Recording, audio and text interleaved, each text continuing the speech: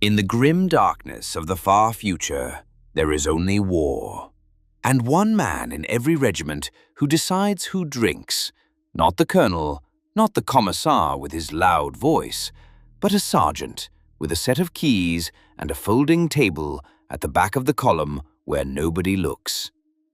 For 30 years, on 11 worlds, that man was him. And now he's sitting across a warm, dry room from a captive, a clean flask on the table between them, explaining exactly how thirst works. Hey, I'm your brother from the void, and this is Tales from the Void. Today's story comes from a career water sergeant who'll tell you he never needed a blade to break a man. He asks no questions, he just talks, while the room does the work, to a young soldier who now holds his old job, his old keys, and, if he's not careful, his old fate. Settle in. This is Tales from the Void. Let's begin. Every regiment has a man who decides who drinks. Not the colonel, not the commissar in his good coat. A sergeant with a set of keys and a folding table, standing at the back of the column where nobody looks, and for 30 years on 11 worlds. That was me. You can stop pretending. Your breathing changed 4 minutes ago, and you have been lying very still since, which is what they teach you, and which does not work on a man who spent a career watching people fake unconsciousness to get to the front of a waterline. Sit up. Nobody here is going to hit you. I know your name. Niall Tarot, 3rd intake, Vaskeld, 88th. Before you decide I got it out of somebody with a blade, I got it off your collar tab and the fact that they gave you the keys. You are the tap now. You have my old job. That is the only reason you are alive and sitting in a dry room instead of face down in a sluice with the rest of your company. I am not going to ask you a single question. I do not want your dispositions, your codes, or where your colonel keeps his reserve, because I already know all of it, and most of it is worse than you think. I am going to talk. And before you work yourself up about the flask, you have been watered. 1.5 liters a day since they brought you in, the same brack your regiment draws off its own rigs, and there is a jug of it behind you, and you may have as much as you can hold. Nobody in this building has ever withheld water from anybody. That is not a thing we do, and I will come to why. The flask is not water. The flask is the other thing, and somewhere in the next few hours you are going to look at it and ask me for it, because the difference between what is in that jug and what is in this flask is the only argument I have ever needed. Not beg. I have no interest in that. Just ask. They will have told you I turned because I broke. That is the version for the regimental history, and I understand why. Because the alternative requires somebody to open a file. They may have told you I was bought. Nobody bought me. I was never offered anything I did not already have the authority to sign for myself, which is the part that took me longest to understand and which I will get to. So let me give it to you straight, from the beginning, in order, because you are going to make the same choices I made, and I would rather you made them with your eyes open. First, you should know what I am now and what has been done to you and by whom. I am a deputy keeper of schedules. That is the actual title. There is a Militarum sub-office on this world, records and distribution, 4 rooms and 9 adepts and a rain-stained ceiling. It has stood 160 years, been audited every 11th year, and never failed one. I hold a post on its establishment. I have a warrant with a seal on it, and my pay comes out of the Sector Militarum on the 4th of every month and has never once been late, which is more than the Guard managed in 30 years. Not under this name. The Imperium struck me off its own rolls correctly on a form, and I will tell you how when we get there.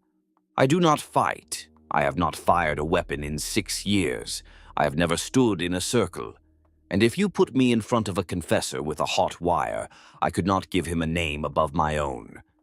What I do is take offices off distribution lists, adjust classification codes so that a world supply template is chosen on 400-year-old assumptions, and move contract delivery cycles by a quarter so that a brigade burns its scrub media 6 days before the replacements land. Nothing arrives late. Everything arrives when the schedule says. 6 months ago, the Vascaled 88th was allocated to this theater. That allocation crossed my desk. It did not have to.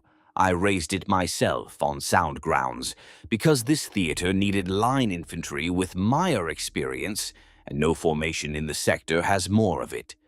Approved in 9 days. I wanted my regiment. There is one other thing on my distribution, and you may as well have it now. Vaskeld is on it. Salt districts, brine well contracts, combine allocations, the whole of it. And it has been on it for 4 years, and I asked for it by name. The Combine held my father to 14 years of contract and sold me for a mark on a sheet, and it is still there, and it is still selling. Nobody has died of that yet. It is a long instrument, and I am in no hurry. The ribbon is in the second drawer of my desk. Munitorum Commendation for Meritorious Supply. Action, second class, with the theater bar. I did not keep it out of shame, and I do not keep it as a trophy. I keep it because it is the most honest document the Imperium ever issued to me. Every word on it is accurate. Your station fell 4 days ago because its condenser rig was running on media 16 days past service life, which is a delivery cycle in a contract schedule I maintain. Your company went into the terrace on the eastern wall because that wall is not on your sheet, and it is not on your sheet because of an establishment schedule. I countersigned 2 years before you were posted. Your colonel did everything correctly. Your quartermaster is a good man, and his returns are exemplary. Not one officer in your regiment has failed in any particular, and when the board sits, the board will be right. You were brought here alive and dry and put in a warm room because I asked for the tap, by name, on a list, in writing. That is the only irregular thing I have done in 6 years, and it does not trouble me. Now, you will already have arrived at the explanation because everybody does, and it is wrong, and getting it out of your head is why we are both sitting here. You think something got hold of me, a voice, a bargain, a night when I was weak, and something reached in. There was not. In 6 years, nobody has ever given me an instruction. Not once, not one, not a word. The enemy said 6 words to me once. And when I tell you what they were, you are going to be disappointed, because they are nothing. For a long time, I took that to mean the enemy had done nothing to me at all, and I was wrong in a way I did not find out until the end, and you will wait for it the way I did. What I am not wrong about is that everything which broke me was done by the Imperium, correctly, by good men, on the proper forms. I'm going to start with water, because everything I know starts with water. On Vaskeld, there is no rain. There has not been rain in recorded memory. What there is instead is a crust, white and gray and pink, where the mineral load runs strange, going flat to the horizon in every direction until the sky comes down and meets it, and you cannot tell which is which at noon. Under the crust, there is brine. Under the brine, sometimes, if you are lucky and the survey was honest and the drill does not shatter on a salt lens, there is water. Not clean water. Water with a hardness to it that scours your teeth and a taste that a man from a green world would call poison. But it will keep you alive, and on Vaskeld, that is the only definition of clean anybody uses. My family were well sinkers, 4 generations of it, under contract to the salt combines. which is a polite way of saying they owned us in every way that mattered except the paperwork. My father could put a hand flat on the crust at dawn and tell you whether the ground under it was worth a drill. I never learned that trick. I learned the other half of the trade, which is taste. He would come up off a new bore with a cup of whatever it had given him, put it in my hand and say nothing, and I would drink and tell him what was in it. Iron, sulfur load, salt fraction, whether it had sat long enough to turn, whether the bore had been fouled by whatever the last crew left down there, which on Vaskeld was frequently the last crew. If I got it wrong, he told me so and handed me the cup again. I was 6 when we started. By 12, I was better than he was. Understand that this was not a hobby. On a world like ours, a man who can taste a bad well is worth more than a man who can dig one, because there is always another back to put on a shovel and never another mouthful of water. The combines paid for the skill, and the ecclesiarchy blessed it, and the priest who came out to the well camps twice a year on a rail crawler, an old man with a wet cough, taught us that the emperor had put the water under the salt and the knowledge in our mouths, and that the two together were a covenant. I believed that, completely the way you believe your own hands. Every well we opened with the right. Every cup I tasted after the words. I was not stupid and I was not superstitious. I saw no reason to doubt a thing that had never once failed to hold up. The tithe took me at 17.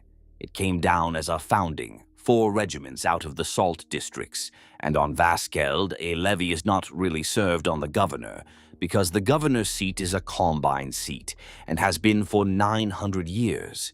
It is apportioned to the combines by district, and each renders its share. Ours handed over a list of whoever it could most easily spare, which was never its best drillers and never its worst debtors. My father was not on it. His contract had 14 years to run, and the combine was not giving away 14 years of a man who could read the ground with his palm. I was. I never saw him again and never wrote, and he will have died under contract out on that crust about 9 years ago, which is the ordinary age for it. I remember the muster ground, the crust broken to powder by 10,000 pairs of boots, and water brought in open troughs with half of it gone to evaporation before anybody was allowed to drink. And I remember thinking, at 17, with my hand still stinging where my father had gripped it, that somebody had made a decision about those troughs, and the decision had been stupid. That is the first one. They start small. They put me in the 88th because of my surname. There was no test. A quartermaster's clerk went down the intake sheet, saw 4 generations of well sinkers, and wrote a mark next to my name that meant water discipline. And that was 30 years of my life decided in the time it takes to make a mark. I have thought about that man more than about most of the people I have killed. He was not cruel. He was efficient in the narrow way the Munitorum understands it, which is that he matched a skill to a slot and moved to the next line. And he was right, and I was good at it. And none of that changes the fact that no living person ever asked me what I wanted to be. Water discipline is not a glamorous branch, as you know. You carry the keys to the Bowsers and the cistern trailers, run the condensate rigs, test everything that comes into the regiment and everything the regiment finds, sink emergency bores when the supply line breaks, and set the ration. That last part is the whole job. In a hard campaign, the ration is not a number on a form. It is a decision about which men can fight in 6 days and which will be lying in a ditch with their tongues swollen, and you make it personally with a pencil. Then stand behind a folding table and enforce it while 300 men who have marched since before dawn look at you like you invented thirst. They hate you. The tap is hated the way weather is hated. The good ones lean into it because a water sergeant who wants to be liked gives a man an extra half measure on a hot afternoon, and that half measure comes out of somebody else's flask on the fourth day, and the man it comes out of never knows and dies of it, and the sergeant goes to his grave thinking of himself as generous. I was not generous. I was fair, which means I applied the same rule to everyone, including myself. And in 30 years, the only man I ever caught taking above his ration in my company was me, once on Colvane Reach. I put myself on report and took the lashes, not out of principle, because I believed the rule was real. My first proper campaign was Ardacene, dust world, low water table, the kind of place where the Imperium had built precisely nothing in 400 years except a fuel-cracking station and a single monastery, and then discovered that somebody else wanted it. We went in as line infantry supporting an armored push, and the first thing that happened, before we had taken a single casualty to enemy fire, was that a god machine walked past our position. I had never seen one. It is not like watching a tank. A tank is a thing men made, and you can see the making in it. That was a cathedral that had decided to go somewhere. It came out of the dust at about 2 in the morning with its lamps burning and the ground moving under my boots 400 meters away. And every man in my section went down on his knees without being ordered to, and I went down with them. And I wept. That was the single most religious moment of my life, and nothing since has come close. 9 hours later, a Mechanicus liaison arrived at my table with a requisition and took my wells. Not some of them, all of them. Every bore the regiment had sunk that week, the 2 deep ones the locals had used for a century, and my condensate output consigned in full to the god machine's coolant demand. The order was correct. I checked it 3 times for a fault, and there was none. A warlord in a sustained walk drinks more in a day than a regiment drinks in a month. The priority schedule has been written down since before Vaskeld had a name, and the machine was the reason the push would succeed and my 3,000 men were not. That is the arithmetic. I have never had a problem with arithmetic. We went to quarter ration on the 2nd day and emergency ration on the 5th. I told the colonel we could hold 12 days if nobody moved, and 7 if we advanced, and we advanced because the push was working. On the 4th day, a trooper in 2nd Company named Bellum Oster, 22, went down with thirst blindness. You know what that looks like. His pupils stopped tracking, and he began talking to a man who had died on the transport, calmly, as though they were sharing a smoke. The orderly wrote him up as heat prostration, because thirst blindness requires a supply investigation, and heat prostration does not, and by the time we got him under a tarp, he was gone.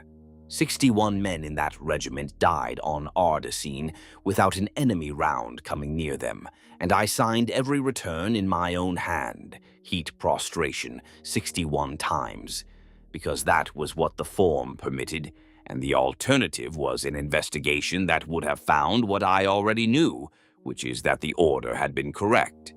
And the push succeeded. That is the part nobody wants. The god machine broke the line at Ardacene Ridge, and the world came back into compliance 6 weeks early, and set against a world 61 men is a rounding error. I did that arithmetic lying awake under a tarp with my mouth tasting like the inside of a coin, and it came out in favor of the machine. I had looked at 61 dead men, written the false cause on all 61 forms in my own hand, and concluded that the Imperium had decided correctly. I was proud. Not comfortable. Proud. The next 20 years were more of that. Most of those worlds were the same world with a different sky. Take a few. Suthenmark, Hive World, compliance action against a labor secession in the lower spires. 11 weeks of fighting in stairwells, in a sealed district with a broken feed, running off tanker deliveries at unpredictable hours, which meant the ration had to be set low and held low because you cannot spend against a delivery you are not certain of. A trooper called Farun Deek, 19, from a well camp 60 kilometers from mine, drank his evening measure at midday. That is all he did. He was hot and frightened, and he drank it early, and a commissar named Bront saw him do it, had him against a stanchion inside 2 minutes, put a round through his head in front of his section, and made the section carry him down 14 flights rather than drop him out a window, because he wanted the walk to be long. Everybody in that stairwell hated Bront for the rest of the campaign. I did not. If you have run a water line under a broken feed, you agree with him too, even if you will not say so. One man drinking early is nothing. One man drinking early in front of 40 who are also hot and frightened is the end of the ration, and the end of the ration is the end of the regiment. He shot Deek to protect a number on my table.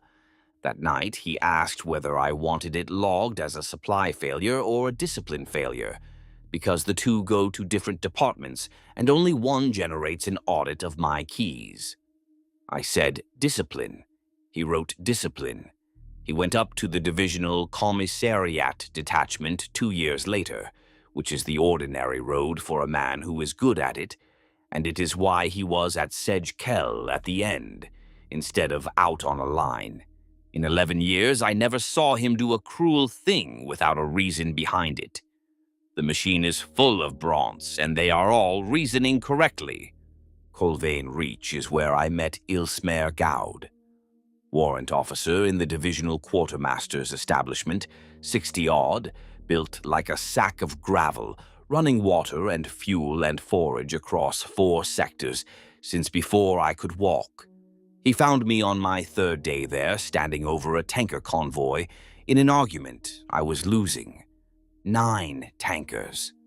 Clean water, treated, sealed, consigned by a depot 4 systems away to the Vaskeld 41st, a regiment that had ceased to exist 8 months earlier when a troop transport went down in the warp. Nobody at the depot had been told because the depot was not on the distribution list for loss notifications because the depot did not handle personnel. The tankers arrived. The consignee did not exist. My regiment was 4 kilometers away on half ration. I could not have it. Not 1 liter. To transfer a consignment, you need a reconsignment order, and that requires the signature of a Munitorum officer at least 3 grades above the originating clerk. The nearest was on the divisional flagship, and the flagship was under warp interdict for 6 days. The water was treated, which means it had a stability window, and the window was 9 days, and it could not be completed inside the window because the window started when the water was sealed and not when it arrived. I stood there 2 hours. I offered to sign for it personally, then to sign for it as a theft, so the men would drink and the charge would be mine. The depot warrant on site, who was crying at one point, told me that if he released it without the order, he would be shot, and he was correct about that. They opened the valves on day 9 and put 9 tankers of clean, treated, sealed water into the dust in front of a regiment on half ration for 3 weeks. It made a black patch the size of a parade ground, and it was gone by morning.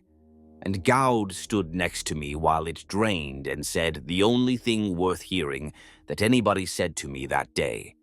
The water was never the point, and the paperwork was never the point either. What I had just watched was the Imperium correctly protecting the only thing it actually has, which is the rule that a thing may only be moved by a man entitled to move it. Take that rule away, he said, and you do not get 9 tankers of water. You get 1,000 years of everybody taking what they need, and at the end of it, there is no Imperium, and there is no water either. The reconsignment order came through 19 days later, correctly signed. All 3 grades of it. I filed it. Gowd meant it exactly, and he was right, and I have never found the flaw in it. He also taught me the forms. Gowd could do things with a requisition I would not have believed if I had not watched. He found a regiment 200 tons of forage by discovering that a slaughter yard's waste stream had never been formally classified, classifying it and consigning it. He fueled a hospital barge off a dead officer's transport allowance that nobody had closed out. He was not stealing. He never took a thing that was not entitled to be taken. He understood, better than anyone I ever met, that the Imperium does not run on water or fuel or bread. It runs on entitlement, and entitlement is made out of writing, and a man who understands the writing can move a mountain without breaking a rule. He used to say that a lost gun kills one man and costs you a power cell, and a correctly worded transfer order kills 900 and costs you an afternoon, and the second one is never investigated. He was showing me the gun. I thought he was teaching me clerking. Chalk came along around then. Wem Straith Corporal out of a salt district 2 valleys over from mine, and I called him Chalk for 22 years because when he joined my section he came up off a test bore and told me the water was chalky when it was carrying a mineral load that would have taken the lining off a man's stomach in a fortnight. Worst palate I ever met in a Vaskeld man, and he made a career out of it. He would hand me a cup, say something about a fine vintage, and watch my face. That was the whole friendship for 2 decades. A man with no taste handing water to a man who had nothing else. Somewhere in there I made warrant and stopped running a company's water and started running a regiment's and a brigade's when we were detached. And the job stopped being a folding table and became a schedule and a set of arguments with people who outranked me. And the incidents kept coming. A Medici directive out of sector reclassifying thirst blindness as a malingering presentation on the basis of a study conducted on a world with a functioning water table, which I have never seen and do not expect to, so that for 2 years any man who went down with it was flogged when he came round. I ran those punishment details. 29 of them. I ran them because if I had refused, the detail would have gone to a man who did not know how to stop before the damage was permanent. I told myself that at the time, and I still think it is true, and it is also the most cowardly sentence I have ever said about myself. An entire replacement draft sent to us with no water discipline training whatsoever, because the training establishment on Vaskeld had been converted to munitions storage, and nobody had reassigned the syllabus. 240 men who did not know that you do not drink from standing water on a world with a chemical harvest, and I lost 14 of them in a month before I could get the lesson into the rest. Vaskeld shipped no more shells that year than the year before. I looked it up eventually because I wanted to know what the trade had bought. A theater-wide directive that condensate output be recorded as surplus rather than production, which sounds like nothing. It meant every leader my rigs pulled out of the air was booked as a saving against my regiment's allocation instead of as a supply.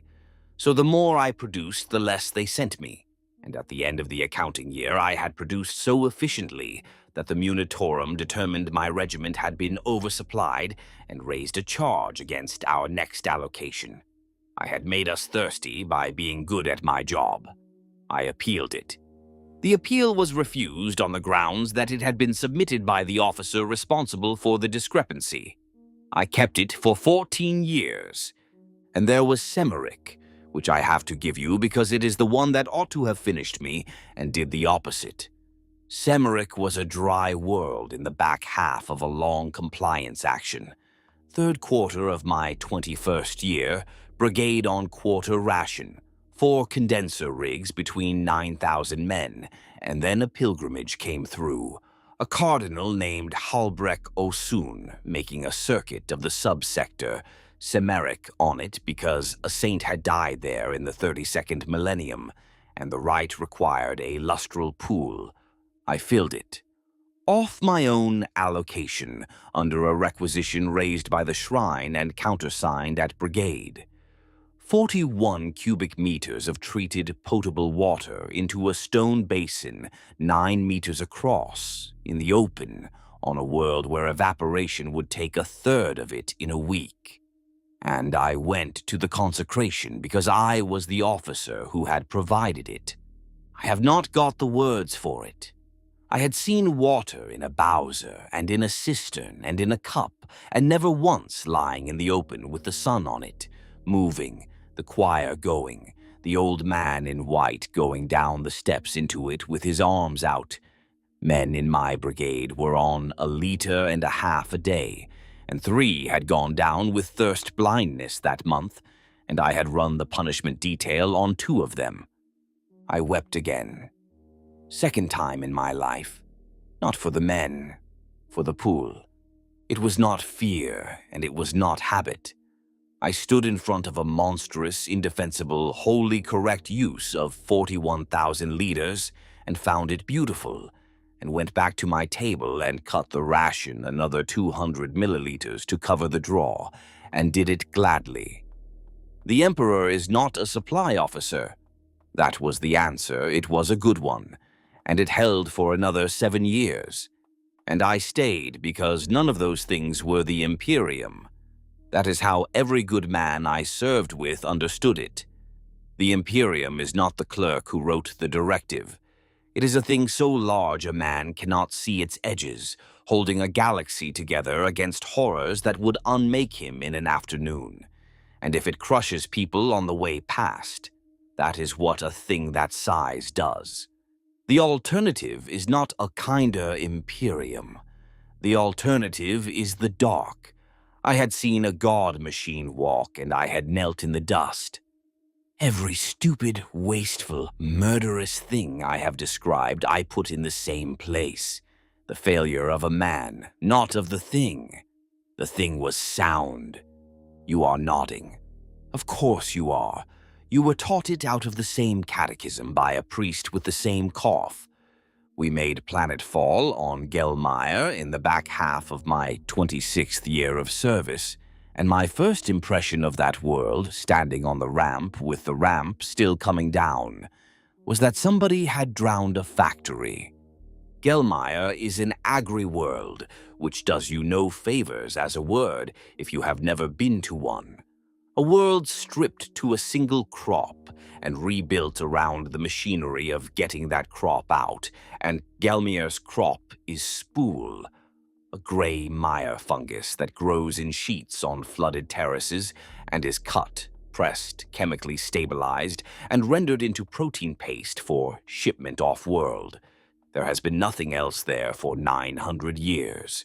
Whatever Gelmire had before the spool went into the terraces, along with everything that used to live in it, and what is left is 40,000 square kilometers of flat brown water in rectangles, divided by sluice walls, under a sky the color of a healing bruise.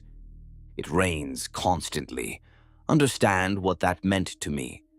I had come from a world where rain was a story, and I stood on that ramp with it running down the back of my collar, and my first thought, before training caught up with me, was relief. Then I put my tongue out, because I have put my tongue out at every new world I ever landed on, and it was like licking the inside of a treatment tank. The stabilizers do that. To keep spool from rotting in the terraces, they run a fixative through the water continuously in industrial quantities, and it goes up with the evaporation and comes back down in the rain, and has done for 9 centuries. Gelmire rain will not kill you quickly. It will scar your throat in 4 months and blind you in 2 years, and every roof on that world is built to shed it away from anything a person might drink. 600,000 people. That is all of them, for 40,000 square kilometers, because the machinery does the rest, and the machinery does not drink. They live in harvest stations, walled compounds on raised ground with a cistern at the middle. Everything they get comes through a munitorum contract, and what they eat is the fraction of the crop that fails inspection for export. Their children are born knowing not to open their mouths outdoors. And every one of them, every single one, is standing waist-deep in water they cannot drink. That is the whole war. Everything else I am going to tell you is decoration on that one fact, and it took me nearly 2 years on that world to see it, and by then I had done what I had done. We were sent because Gelmire had stopped shipping. 900 years of unbroken tithe, then 11 consecutive quarters of shortfall, then nothing. Then a munitorum assessor went in and did not come out. The briefing said secession. Secession is a word they use when they do not want to say the other word in front of line troops, but they said the other word too, eventually 3 months in. When the intelligence summaries started including things the summaries do not normally include: cult activity, widespread, entrenched, estimated penetration of the civil administration at between 40 and 60%, which is the kind of estimate a man writes when the real number frightens him. They called themselves the Clear. Their people were clear men, and their sign was a circle with a line under it, which any child on that world could have told you was the mark stenciled on a station cistern to show the level a family is entitled to draw. That was it. That was the whole symbol. Not a skull, not a rune out of some grimoire, not anything you could put in an intelligence summary and have it sound like an enemy. A waterline. And their sacrament, the one thing that made them what they were, was that they gave people clean water. Not promised, gave. 3 separate officers have heard that sentence in front of me, and every one of them failed to hear it. Every Clearman cell on Gelmire operated a still, and their stills were better than ours. The Clear were running multi-stage condensate columns with a fixative scrub that pulled the stabilizer load below anything the Munitorum had ever certified for that world, out of parts scavenged from spool processing plant, and they gave the output away. Not selling, giving. You went to them, you took the water, you drank it in front of them, and then they asked you for one thing, and the one thing was that you sign. Sign what? I asked, out loud in a briefing, in front of the colonel, because I thought I had missed a page. The adept said a register, a roll of names, that was all. You drank, you put your name on a roll, and after that the water kept coming, and if you were asked for something later, you did it, and mostly you were never asked for anything at all. That was the entire mechanism by which 400,000 imperial citizens changed sides in under a decade without a sermon being preached. I laughed. In the briefing. It sounded like nothing, and I had spent my life learning that a man will do a great deal for water, and I thought I understood the whole of that lesson. I had about a third of it. The fighting was the worst I ever saw, and it was not the worst fighting I ever saw. Both are true. Gelmire had no artillery to speak of, no armor, no air, and the Clearmen were not soldiers. They were harvest workers with cutting tools and mining charges and an intimate knowledge of 40,000 square kilometers of engineered water. They did not need to be soldiers. On Gelmire, the terrain is a machine, and they had the keys. You fight along the sluice walls because the sluice walls are the only ground. 2.5 meters wide at the top, raised earth faced with rockcrete, running dead straight for kilometers with terrace on either side, and terrace is 1.5 meters of water over 4 meters of silt, which is neither water nor ground, but a thing that takes your legs and holds them. A man who goes off a sluice wall in fighting order does not come back up unless somebody goes in after him, and that man usually does not come back up either. So you fight in a column, on a wall, in the open, in the rain. against people who know which wall you are on. And then they flush. Tallow End was the second month. 2 companies pushing east along the main revetment towards a station we had been told was held by 80 irregulars, doing well, 4 kilometers out along a wall with terrace on both sides, and somebody in a control house 14 kilometers away opened 6 gates in sequence. The whole reservoir stage above them let go. It is not a wave, whatever the reports said. It is the ground on both sides of you standing up. The wall went in 3 places in 90 seconds, and everything on it went into the terrace, and the terrace was moving. We got 41 men back out of 310, and I was on the recovery. What I remember is not the bodies. It is that the silt they came out of was warm. The stabilizer reaction runs warm in disturbed terrace, and they came out of that water the temperature of a bath, and the smell of it was on my hands for a week. The control house was taken 2 days later. It was manned by a shift supervisor named Orlin Fesk, 61, 38 years in the same job. No weapon in the building. He had opened the gates at the time he was asked to, made himself a cup of recaf, and waited to be collected. Bront questioned him, and I sat in on it. He was not a fanatic, and he did not shout anything. He said that in the 9th year the export quota had gone up, and the ration allocation for his station had gone down in the same instrument, that his youngest had gone blind at 19, and that when he petitioned the Munitorum, he got a form back informing him that the station's cistern draw exceeded its entitlement and a charge had been raised. Then he said a man came, and the man gave him water, and the water was clean. Bront asked if he understood what he had done. He said he did.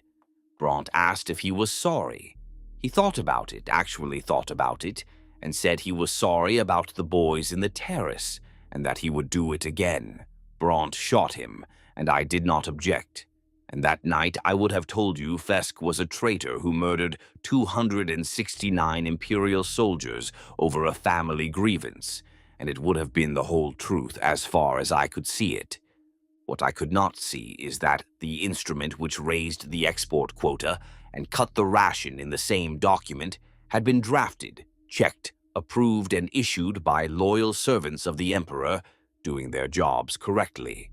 I went into a stillhouse once because the divisional order on captured enemy water plant required a water discipline officer present at the assessment, which meant going in behind the assault instead of waiting for a report, like a sensible man of my grade. Ondrek, Eastern Terraces, a night action, 2 platoons up a sluice wall in the rain, with no light and no support, because there is no support on a wall.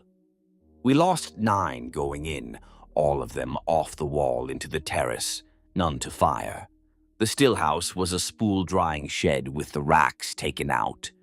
4 people in it, none of them armed, none of them running, and the assault killed all 4 inside 10 seconds. Then somebody put a lamp on. 4 stages. Primary flash chamber off waste process heat tapped into the terrace pump loop, so it ran on the plant's own losses and cost the station nothing. Counterflow condenser out of stacked spool press plate.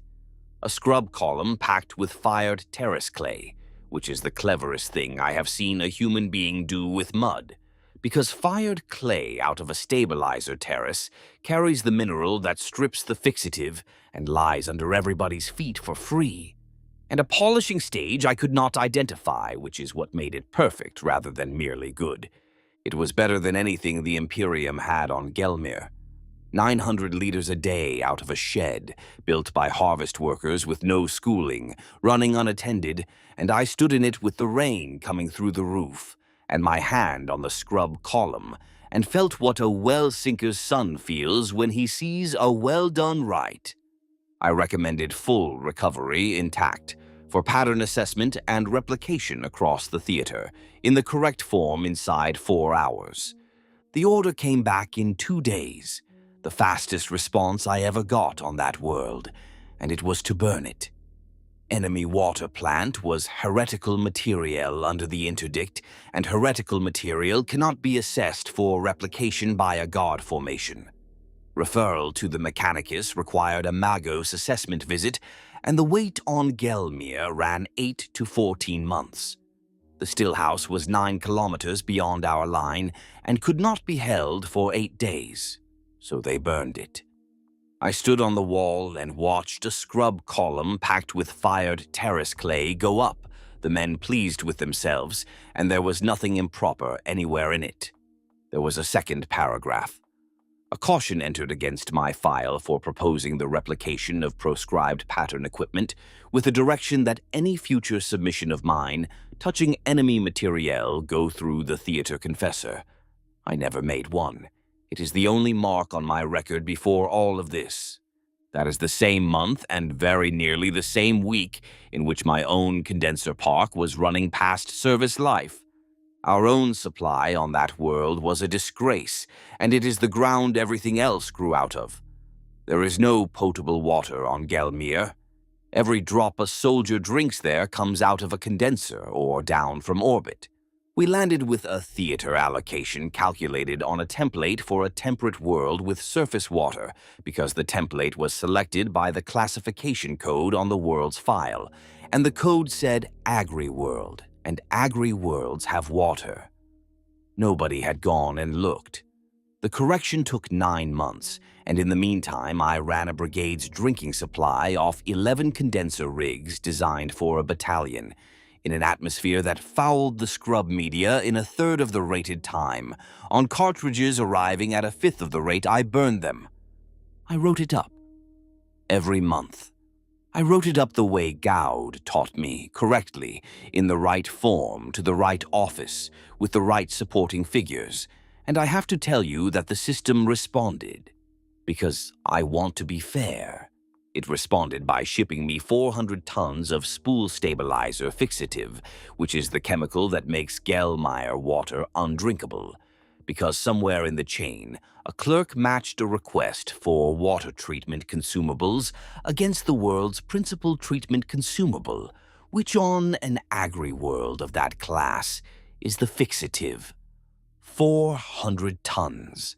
It sat in a compound at Sedgekel for the rest of the campaign because nobody could authorize its disposal. I applied 4 times on the proper instrument and was issued each time a reference number. That was when I first drank their water. We were taking prisoners by then in numbers. And prisoner water is a water discipline responsibility because everything with a valve on it is a water discipline responsibility. They brought in a cell from a place called Vantry, 7 of them, all harvest workers, and the senior one was a still keeper about my age with the forearm scars you get from pulling wet spool for a lifetime. Coram Blay. He had a canteen on him that had not been searched properly, and I found it during processing and did what I have done every time I have found an unknown liquid in 30 years. Put it against my lip, took the smallest measure a man can take, held it in the front of my mouth. It was perfect.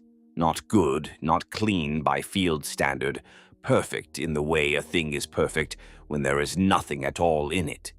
In 30 years, I had tasted better than 300 sources, and the best of them had a shape. This had none, and it went down cold and stayed cold in my chest a good deal longer than water does. And somewhere under the cold there was something I had no word for, and I put it down to the shed and the rain, and not having slept in 2 days. I stood there with a stolen canteen in my hand, and my eyes running, and I could not have told you at that moment what I was feeling. Blay watched me do it. He did not say anything clever. He said, "That is all it is. Just that. That is all it is." I asked what they charged for it, the way you ask a man his price, because I had spent 30 years watching what water does to what people will agree to.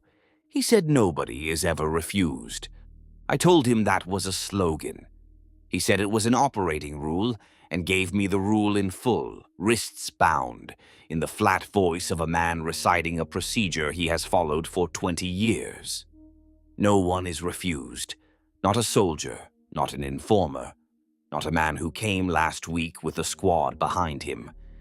You do not have to sign to drink. You sign afterwards if you want to, and if you do not want to, you drink anyway and come back tomorrow. There is no punishment, no test, and no rank. I told him I did not believe a word of it. He said that was reasonable, and that I would be welcome at Ventry whenever I liked, and gave me the walking directions, and the warder wrote them down. I put a fire mission onto that grid 4 days later and flattened the place. They rebuilt it. I flattened it again in the 9th month. They rebuilt it again, and at no point in 2 years did any clearman on that world fire a shot at a water party of mine. My rigs were the softest target in the theater, and they never touched them. I put that in a report as evidence of poor coordination among enemy elements, and I was not the only one who noticed. Divisional intelligence noticed in the 14th month and produced a finding. The Clear were preserving Imperial condensate capability for their own use after a successful rising. That is a competent conclusion. It is what I would have written. It is also why nobody ever put a guard on me. I sealed the canteen, tagged it, sent it to the divisional biologistes with a written request for full analysis, and reported that the enemy held condensate technology superior to our own, and that acquiring it should be a theater priority. That report was correct, properly submitted, and the most useful thing I did in 2 years on that world. The analysis came back 4 months later. Water. No contaminants, no additives, no biological content, no trace of anything. The finding was that the sample was consistent with laboratory-grade distillate, and that no operational conclusion could be drawn. Attached was a note observing that the request had come from a warrant officer and that future submissions to biologists should be countersigned at command level. I put the note in my locker. I did not put it in the disposal, and I could not have told you why then, and I know why now. The order came down on the 9th of the 5th month of my 28th year of service.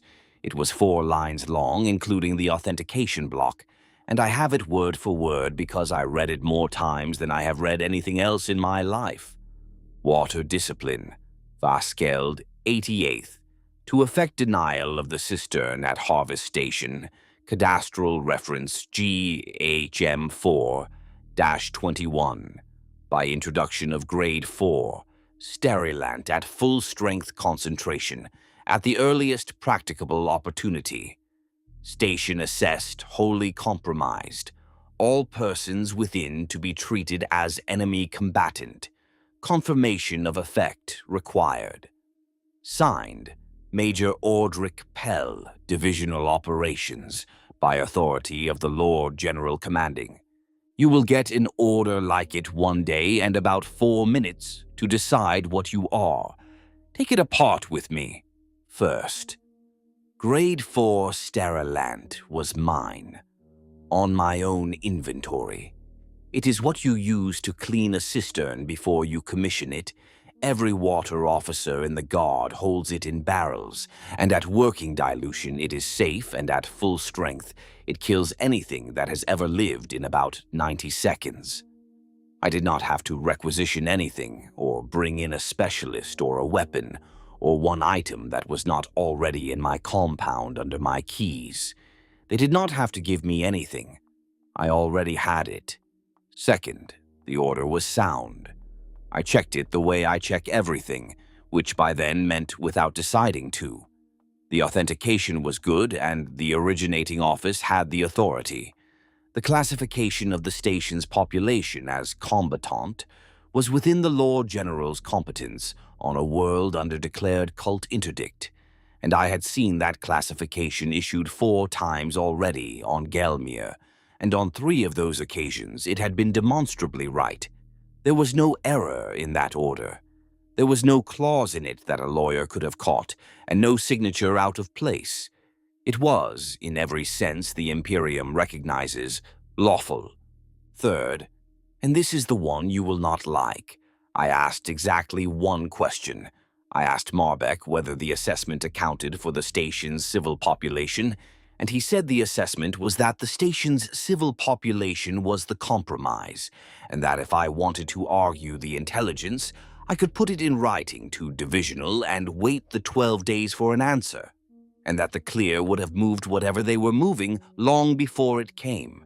And I said, "Understood, sir. 2 words. That is the total of my resistance. Men telling the story of their lives give themselves a speech at the moment that mattered. I am not going to do that to you." I said, "Understood, sir," and I saluted, and I went and drew the keys to the Sterilant store. GHM 4-21 was Ombreck. I knew Ombreck. I knew every station in that sector. I had the draw figures for all of them on a board in my compound. A fen station on the northern terraces, 31,000 on its own last return, which is the figure in my ledger and the only one I have ever used, because nobody went back in and nobody was ever going to. Cistern capacity, 1,400 cubic meters, and it had been petitioning for supplementary supply for 19 months. I had processed 6 of those petitions myself. They had a broken primary condenser and a station warden who wrote a good letter. Every one of those petitions had been declined at divisional level with the same instrument. Supplementary supply to civil populations in contested sectors required certification that the population was uncompromised. Certification required an assessment visit, and there had not been enough assessors for 2 years. So when I read the words wholly compromised, I did not think that cannot be right. I thought, 19 months without an assessment, no supplementary supply, a broken condenser, 31,000 thirsty people, and the clear giving away perfect water within a day's walk in 3 directions. Of course they were compromised. It would have been remarkable if they were not. That is the reasoning I did, in about 6 seconds, standing in the colonel's tent, and any competent officer in my position would have done the same. The method was mine. I ran it as a supplementary supply delivery, because the one thing that would get a fen station to open its gate at night was 2 tankers with Munitorum markings, and because a delivery put me at the cistern head with my own men, and a pump for a legitimate reason. I took chalk. I took a corporal called Odwin Vare, who was 24 and had been on Gelmire 8 months, and I took 4 others, and I told them we were running a supply and a survey, and that the survey part was the reason we were doing it in the dark. They believed me. Vare was pleased about it. He had been asking for months why we did not supply the fen stations. They opened the gate at about the 3rd hour. The warden came out himself, a small man in a coat that had been a good coat 20 years earlier, holding the 6 petition copies in order, and he tried to give them to me because he assumed I had come in answer to them and wanted me to see he had been right about the condenser. There were people on the walkways. Not a crowd, it was the middle of the night, but there were people and children up, because children are always up when something arrives, and somebody had put lamps on along the cistern rail, and a woman came out with a tray of hot spool paste for my men, because that was what she had. Now, I need you to hear the next part exactly. I saw all of it. The petitions in his hand, the lamps, the tray. And I did not think this station is not compromised. I thought, this is what a compromised station looks like. Penetration of the civil administration between 40 and 60%. The clear do not put up banners and do not garrison. They look exactly like a loyal population because they are a loyal population that signed a roll, and the warden with his petitions might have signed 6 months ago and be reaching for my hand right now, with his name on a register 40 kilometers away. Everything I saw that should have stopped me, I had a doctrine that explained, not from a heretic, from my own intelligence branch, correctly summarizing a real phenomenon. I put the sterilant in at the cistern head at about the 4th hour, while my men ran the tanker hose on the far side of the reservoir. Full strength, 1,400 cubic meters, takes 11 barrels, a running pump, and a little under 40 minutes. I did it myself, and Chalk stood at the top of the stair and did not ask what was in the barrels. Then we thanked the warden. He asked when he could expect the condenser part. I told him it had been placed on the schedule. We drove out at first light and stopped at a revetment 6 kilometers south because the order said confirmation of effect required, and that means you stay and you look. The morning draw at a fen station starts about an hour after light. I watched it through a scope from 6 kilometers, which is far enough that you cannot see a face and close enough to see the shape of a crowd. It began at the cistern rail and moved outward along the walkways and was over across the whole station inside 2 hours because everybody draws in the morning and drinks what they draw. Grade 4 is not gentle and it is not slow. By the 2nd hour, there was no movement on the walkways, and there were figures in the terrace at the eastern edge, a lot of them, because at the end of it, a body goes towards water, any water. And then it stopped, and there was a station standing in the rain with the lamps still lit along the cistern rail because nobody had gone round to put them out. Chalk was next to me on the revetment. He had worked out what he had helped move at some point in the night and said nothing, because he was a corporal and I was his warrant, and we were both Vaskeld. He watched the whole 2 hours through his own glass. When it finished, he folded it away and said in the flattest voice I have heard out of a human being that it was a fine morning's work, and he supposed there would be a form for it. There was. There is a form for it. Odwin Vare died 3 days later, and it took 3 days because of where he filled from. The stair tap draws off the ring main, well below the head, and what reached it while I was still pumping was the leading edge of the dose, thinned through 400 meters of standing pipe. Full strength kills a man before he can put the cup down. 1/10 of it takes its time. He filled there during the delivery because station water is filtered and terrace water is not, out of habit and out of sight, and there was no reason for me to stop him because I had not told my own men what was in the barrels. He drank the last of it on the road back. It was not a good 3 days, and I sat with him for the second one, and then I wrote the return, cause of death, chemical exposure, industrial, accidental, in my own hand, because the alternative was a supply investigation, and a supply investigation would have found the sterilant draw against my inventory, and the sterilant draw was classified. That is 31,001. I have never once counted the station and left him out, and I have never once counted him and left the station out. It is a single number, and it belongs to me. Chalk put in for a transfer 11 days later. He did it properly through the orderly room, requesting reassignment to a line company on grounds of length of service in a specialist appointment, which is a real ground and granted more often than refused. It came to me for endorsement because a corporal's transfer out of water discipline requires the endorsement of the water discipline officer, and that was me. I refused it. I wrote that his experience was not replaceable inside the theater, and that his removal would degrade the branch's operational capability, and both were true, and neither was the reason. The reason was that I could not stand sitting in that compound with nobody left in it who had been on the revetment with me. He never raised it again in 2 years. He never took it anywhere else either, and he had a better reason than loyalty. He had carried the barrels. There is no way to report a lawful denial action. There is only a way to report yourself as one of the 6 men who moved it. He went on handing me a cup every morning and saying something about the vintage and watching my face. So when I tell you later that I did not warn him, understand that the decision that killed Wem Straith was taken 2 years earlier by me with a pen on an endorsement form, in the correct place on the correct sheet. Everything after that was housekeeping. You have tried the door twice.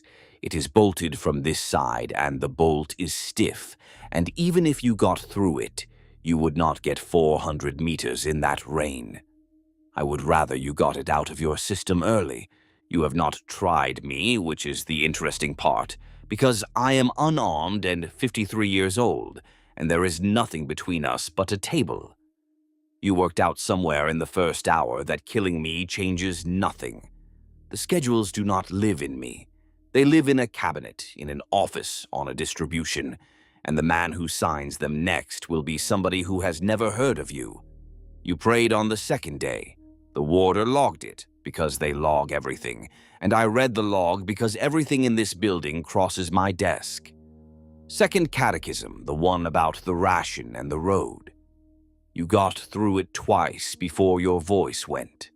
I learned it in the same kind of shed you did, off the same rail crawler, and I could say it with you now and mean every word of it except one. Now stop looking at the flask while I talk. It is not going anywhere, and neither are you, and you want the rest of this with a clear head, because it is the part your regiment will never be told, and the part the Board of Inquiry into your station will not be permitted to hear. 16 days after Ombrek, Divisional Intelligence circulated a summary noting continued still activity, signal traffic, and material movement out of the northern fen at a tempo consistent with an undamaged cell structure. The conclusion was that the denial action had been imperfectly executed and residual capability remained. I was asked to account for it, not accused. Asked in the way staff ask a warrant officer, which is that a runner arrives with a note and you have 4 hours. I was insulted and I sat down to write the most thorough document of my career because I knew exactly how much Sterilant had gone into that cistern and I intended to prove it. I pulled my delivery log, my draw against inventory, my pump timings, and my survey of the station's reticulation, and I laid the whole thing out against the divisional operational sheet so that any staff officer with eyes could see that station GHM 4-21 was dead down to the last valve. And the coordinates did not match. Not by much, by 9 kilometers. The station on the divisional sheet at GHM 4-21 was not the station I had gone to. I sat and looked at that for a long time, and then I did what any man does, which is assume I had made a clerical error, and I checked it, and I had not. Then I assumed the sheet was misprinted, and I got a second sheet, and it was not. It took me 2 days to find, and it was not hidden. It was in a Munitorum General Order 11 months old that I had read at the time and filed correctly. There had been a cadastral resurvey. Cadastry is not a Munitorum function. Land is administratum, because land is tithe, and the Administratum Cartographic Office on Gelmir had completed a full resurvey of the northern and eastern fen sectors, replacing a numbering scheme 6 centuries old, and had issued corrected sheets to every establishment on its list, as required. The reasoning was good. The old numbering had grown by accretion as terraces were cut, so that a station's number told you nothing about where it was, and the resurvey put the sector on a rational grid. It was a genuine improvement. It was, in fact, the single most competent thing I ever saw the Munitorum do on that world. New sheets went to formations on the tactical distribution. Water Discipline sits on the quartermaster's establishment and receives the logistics overlay, which is a different product, printed by a different office and updated on a different cycle. On the day I put 11 barrels of grade 4 into that cistern, my logistics overlay was 6 centuries current, and Major Pell's operational sheet was 11 months current. Under the old numbering, GHM 4-21 was Ombrek. Under the new one, it was Heromos, and Ombrek had become GHM 4-12. Major Pell issued a correct order. I executed it correctly. 2 men working to standard off 2 documents, both valid, both properly issued, neither wrong. Nobody lied and nobody was lazy. There is no negligence anywhere in that chain that a board could put a finger on, and I have spent years looking. The Imperium killed 31,000 of its own people by improving a map. I turned myself in. I walked into Colonel Marbek's tent with the whole file under my arm, laid it out, told him what had happened, and asked to be placed under arrest. I meant it. I expected to be shot inside a week, and I had no argument against it. Marbek read it twice. Then he sent for Bront, and Bront read it, and the 2 of them looked at each other for a while and did not look at me, and then Marbek said that this was above him and sent the file to division. He was a regimental officer and drew off a regimental line, so he was not at Sedge Kell on the morning it mattered. He is alive. He commands a training establishment on Suthenmark, and I have his address. The board sat 12 days later. 3 officers under a staff colonel named Havrik Torbeck. 2 hours, and I gave evidence for 40 minutes of it. I did not defend myself. I told them what I had done and how, put the 2 sheets in front of them, said the responsibility for Ombrek was mine because I was the man with his hand on the pump, and asked for the sentence. They deliberated for a day and a half and then found that the harvest station at Ombrek had been compromised. I thought I had misheard the reference. The finding was that assessments in the period preceding the action had identified widespread cult penetration throughout the northern Fen, that Ombrek lay within the assessed area, that its protracted supply distress was itself a recognized indicator, and that on the balance of the material available, the population of Ombrek was properly to be regarded as compromised at the material time. The denial action was therefore correctly directed. The discrepancy in cadastral reference was noted as an administrative matter and referred to the Theater Cartographic Office for regularization. No fault was found against any officer. The intelligence assessment on file was amended to include Ombrek by name, and the amendment was dated to the month before the action, because that is when the assessment period ran, and an amendment is dated to the period it corrects. They falsified nothing. Every step of it was a legitimate use of a legitimate instrument. They amended an assessment, which boards do. They dated the amendment to the assessment period, which is correct practice. They applied a balance of material test, which is the standard. Not one man in that room forged a document or told a lie he could hang for, and at the end of it, 31,000 loyal subjects who had spent 19 months writing polite letters became, in law, the enemy. Bront told me why afterwards, because Bront never lied to me. A finding of error would have required a theater-level report of civilian deaths by Imperial action at that scale, and that report goes 3 ways: administratum, ecclesiarchy, and the officio of the Lord General's superior command. The ecclesiarchy would have sent a legate, and the legate would have asked how a world with 60% assessed cult penetration had a loyal station of 31,000 in it, which has no comfortable answer either way. The administratum would have opened a compensation file against the tithe and brought its own assessors in behind him. And Lord General Hesper Valk, a man I never met, would have carried a formal error against his name in a campaign he was not winning. Against all of that, one station already dead that no finding could bring back. Bront asked what I would have decided in Torbeck's chair. I said I did not know. He said that I did, and he was right. 4 months later, I was commended. Not for Ombrek. Ombrek does not exist as an action. There is a denial of a compromised cistern in a return somewhere, and that is all.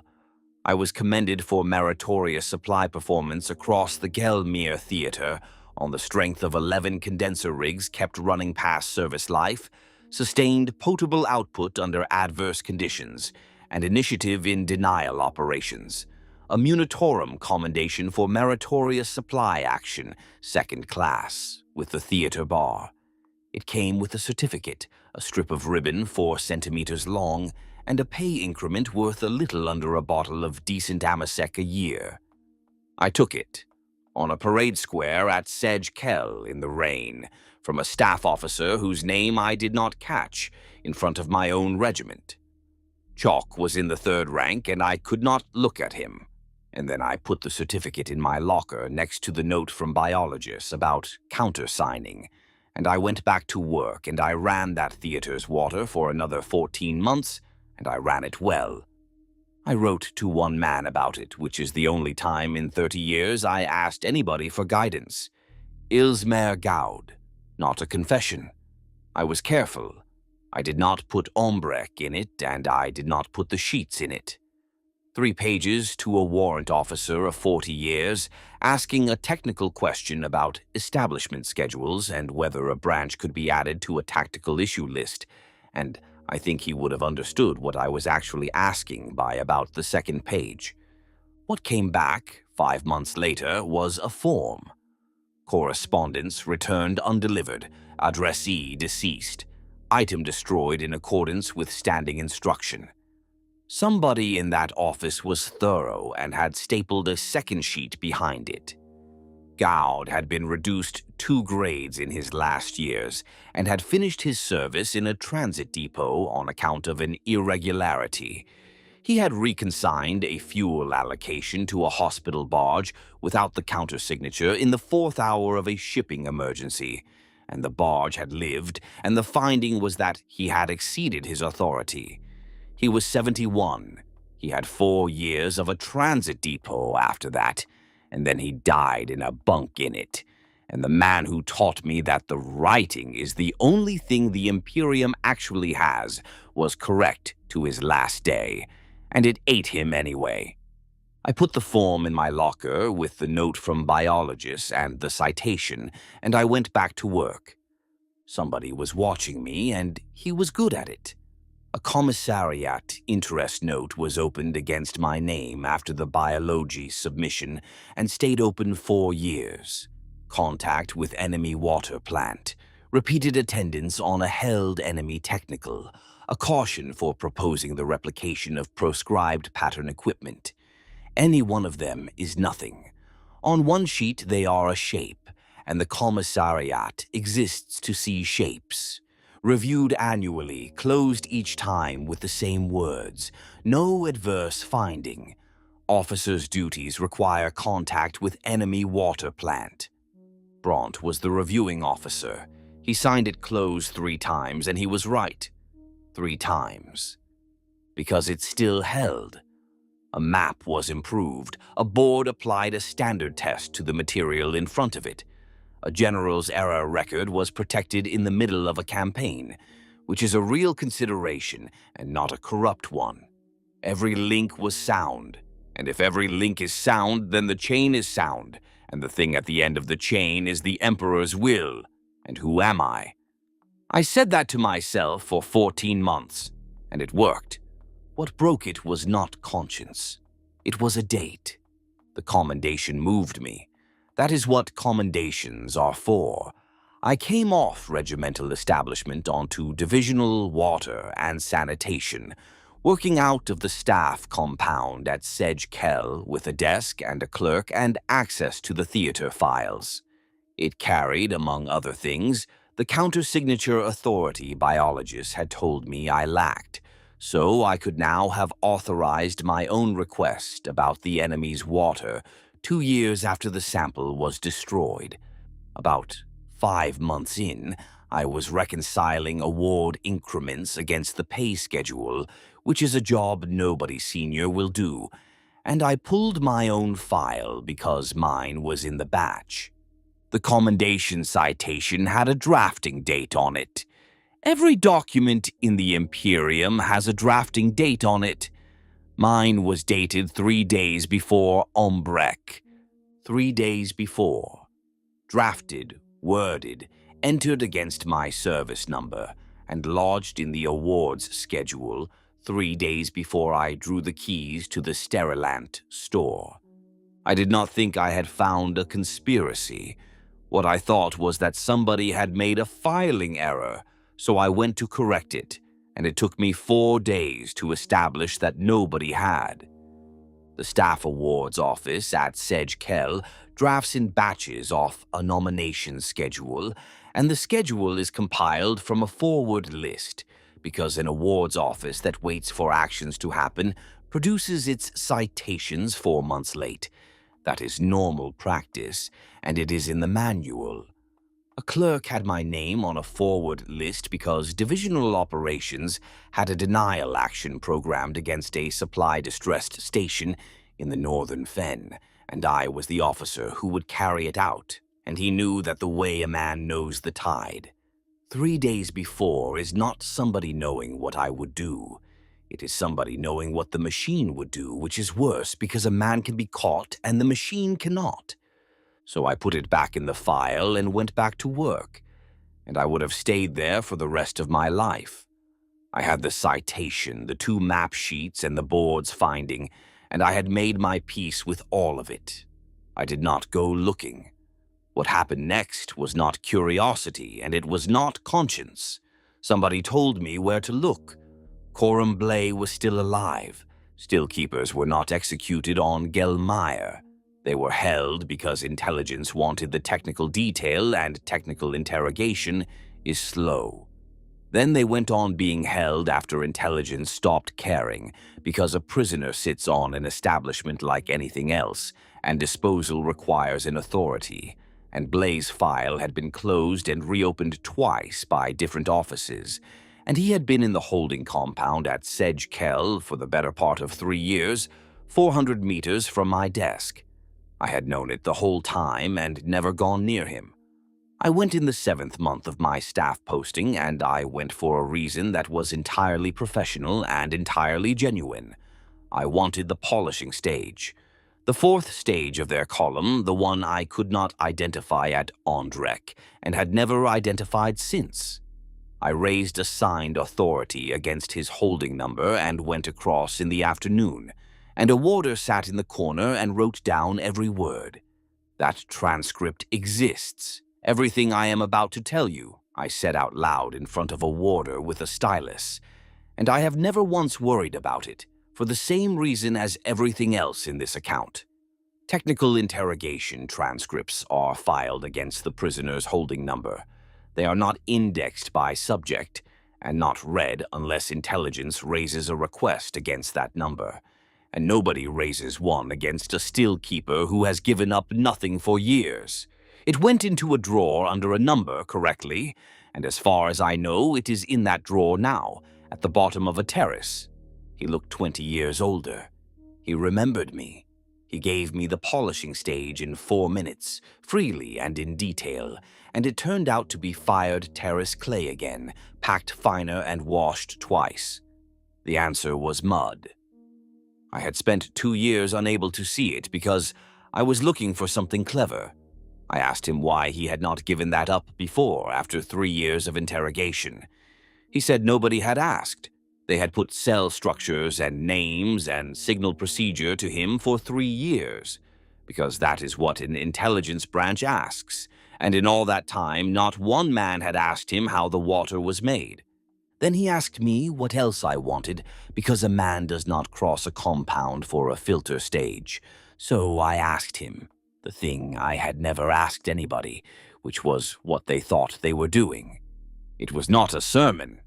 It was a man in a holding cell explaining a supply problem to another man who ran supply. 900 years, he said. 600,000 people standing in water they cannot drink. Every station on a cistern draw fixed against an export quota set 4 sectors away by people who have never seen a terrace, and every appeal against that draw dealt with under a certification rule requiring an assessment visit that will never be made, because the assessors do not exist and have not existed since before his father was born. He said the Imperium had not decided to do that to them, and he said it twice. Nobody decided it. It was what came out of the machine year after year, and it was correct every time. Their answer to it, he said, was that everyone drinks. That is the whole doctrine. Put a condition on water, he said, and you have built the Munitorum again with different letterhead. Then I asked what it costs, because I have never met a supply arrangement that does not cost something, and neither has he. He gave the number without hesitating. The men who load the holds see the consignee lists. 9 centuries of manifests pass through those stations, and the people who stack them can read. Gelmire is not a large part of anything, he said, and that is the point. Its spool went into a sub-sector protein tithe, covering 11 hive worlds and the fleet stations behind them. Gelmire was a 9th of it, and the tithe had not missed a quarter in 9 centuries until the 11 it had just missed. A 9th sounds like nothing until you understand those worlds had been on ration since before his grandfather. Turn the sluices to the people beside them instead of the crop and the tithe stops, and worlds already on ration eat less, and what happens on a hive world that eats less is not a mystery. Somewhere above 200 million over a decade, told to him by people who could count better than he could, and he said it might be low. And then he said the thing that I have never been able to put down. He said, 600,000 people here will drink clean water and 200 million somewhere else will not eat. I have thought about that every day for 19 years, and I still choose it because the 200 million are a number to me, and the girl at Vantry with the scarred throat is not. That is the same arithmetic your Lord General does. He does it in the other direction and gets a medal for it. I told him that his water came from somewhere. I said it straight out in front of a warder, because by then I had drunk it once and I knew what was underneath it, and I was not going to sit there and let a man tell me it was a matter of clay. He did not deny it. He did not go pale, and he did not smile, and he did not tell me I had imagined it. He said they knew. Every still keeper on that world knew, because you cannot run a column for 19 years and not feel what stands behind the last stage, that it is very large and very patient, and it has never once asked them for anything. Not a name, not a child, not a knee on the floor. And then he said, nothing has ever asked us for anything, not that, and not the Emperor either. The difference is that one of them sends water. I had no answer. I have had 6 years, and I do not have one now. It is not a good argument. It is a true one, which is worse, and if you can find the flaw in it, I would be glad to hear it. Then I asked how they had done the map. He did not understand the question. I had to put it 3 ways, and the 3rd time I put the whole of it in front of him, the 2 sheets, and the numbering, and the resurvey, and Ombrek, 31,000 people, and I said, how did you get into the cartographic office? And Coram Blay looked at me across the table with a warder writing every word down, and he laughed. Not cruelly. He laughed the way you laugh at a man who has walked past a thing 11 times. Then he said 6 words. Go and read your own returns. And then he stopped and did not say another word to me for 4 months, on any subject, including the weather. 6 words. Everything that follows came out of 6 words spoken by a prisoner who was not offering me anything and who never mentioned any god at all. The returns took me 5 months. I was never once obstructed. Every document I pulled on a properly raised request under my own authority, and everyone came back inside the service standard. The truth about Gelmire was never hidden from me. It was filed. Denial actions on that world were generated by an indicator, and the indicator was supply distress.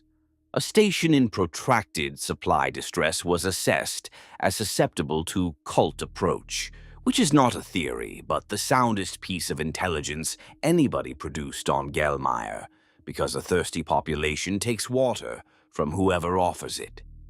Susceptibility above threshold, sustained over 2 quarters, triggered an assessment requirement. Assessment could not be met because there were never enough assessors.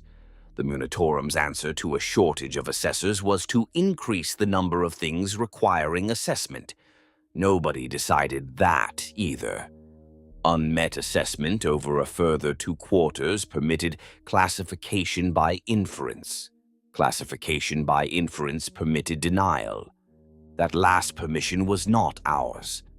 An Ordo team came through in the first year, 4 of them, 9 weeks on the world, speaking to nobody below divisional rank, and left behind a schedule of extraordinary powers granted to the theater commander for the duration of the interdict.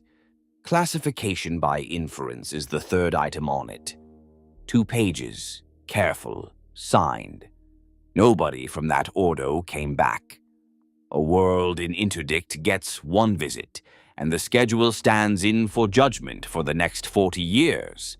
And the supply distress figures came from me, not from an informer, not from an intelligence branch, from the monthly potable supply return of the theater water and sanitation officer, a document I had compiled personally since my 2nd month on that world, recording accurately and in the correct form which stations had a broken condenser, which had been refused supplementary supply, and which had been petitioning for how many months without relief. I wrote it because a water officer who does not report shortfall is worthless. I wrote it well.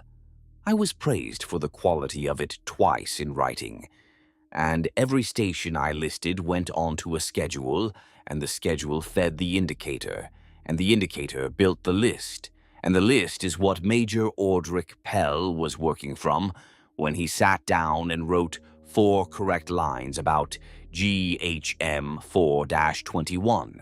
I built the target list for 2 years, with a pencil on time in the proper form, and I was commended for the quality of my returns. There were 3 before Ombrek, 4,000, 900, 6,000. All 3 had petitioned. All 3 were refused on the certification rule, classified by inference, denied with sterilant off another water officer's inventory, and certified afterwards by boards applying the balance of material test to assessments amended in the ordinary way. I found the lot in an afternoon. Then I did the last piece, and by that stage I could not stop. I laid those 4 stations against the clear's distribution, which I could reconstruct because I had spent 2 years mapping stillhouses for intelligence. There were 11 stations in that sector where the clear had never established a still. 4 of them were the 4 we sterilized. I sat with that most of a night believing I had found the enemy's hand in it. There is no enemy's hand in it. It is arithmetic, and it is not difficult. A station that took the clear's water had water. A station that had water stopped petitioning. A station that stopped petitioning came off my distress return the following month, because I recorded distress and they were no longer distressed, and I recorded it accurately. So it dropped off the schedule, off the indicator, out of the list, and no order was ever written about it. The stations that refused kept writing. That is what a loyal station does when it is thirsty. It petitions its own government, in a good hand, in the correct form for 19 months, because it believes the correct form is how a thing is put right. Every letter the warden of Ombrek wrote went into my return, and every return into the indicator, and the indicator marked him, and I carried it out. The Imperium killed the 4 stations that stayed loyal to it, and left alone the 7 that had gone over, and nobody did that on purpose. Not Pell, who wrote a correct order. Not Torbeck, who applied the standard test. Not the cartographic office, which improved a map. Not me. The machine was built to find populations at risk of taking the enemy's water, and the only reliable sign of that is a population which has not taken it yet and is still asking us for ours. Loyalty was the marker. I went to the office anyway, because I had to see it. Adeptus Administratum, Records and Cartography, Gelmeyer, given rooms in the Annexe block of the staff compound at Sedge Kell, about 200 meters from my own desk, because a survey detail on a contested world needs a wall around it. Inside it, the Fen survey, and at its head an adept named Senaya Wexholt, 61. Ink on her fingers, 41 years in the same building.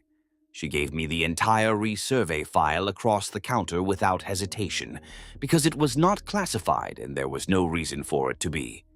It was clean, authorized on a 200-year cycle by general order out of the Sector Administratum, funded, executed on time and under establishment, distributed to every establishment on the correct list.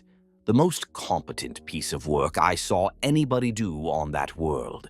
It replaced a 600-year numbering that told you nothing about where anything was with a rational grid. It will save lives on Gelmir for centuries, and it killed 31,000 people in one morning, and neither cancels the other. I asked her whether she knew what had happened at Ombrek. She said she had heard a station was denied. I put the two sheets on her counter side by side and walked her through it. The reference, the distribution, the overlay, the 11 barrels. And she followed it because she was very good at her work, and it took her about 90 seconds. She did not defend herself, and she did not say it was not her department, and it was not her department. She stood with her hands flat on the counter and asked whether water discipline was off the tactical distribution everywhere in the theater or only in my division. I said everywhere. She said, then it will happen again. And then she asked whether she was required to report herself, not whether it was wrong. She never used that word, and I do not think it was available to her. She wanted to know whether an office that had issued a correct sheet to the correct establishments and thereby put 11 barrels of grade 4 into a loyal cistern had committed an offense carrying an obligation on its senior adept. She asked for time to establish the position. She was not frightened for herself. She was going to look it up and keep looking until she had the answer. And if the answer had been yes, she would have walked into a commissar's office with it in a folder. It was the most frightening thing I saw on that world, and I have watched a regiment go into a terrace. There is one thing I will put in front of you and then leave alone, because I have no explanation for it, and I stopped looking. The long drinkers all present the same. Not sick, not marked, not changed in any way a medici would write down. They stop minding things. Fesk made himself a cup of recaf after he drowned 269 men and waited to be collected. Blay answered every question I ever put to him and never once tried to make me think better of him. And Wexholt stood at that counter with 31,000 dead laid out in front of her and asked a procedural question in a level voice. I never established that Wexholt had ever taken a cup in her life. That is the part I cannot do anything with. The presentation is all I have, and the presentation is either evidence or it is a man seeing a pattern because he needs one. I have been drinking it 6 years, and I do not know which way round that runs. I took the file to Chalk because there was nobody else. 22 years.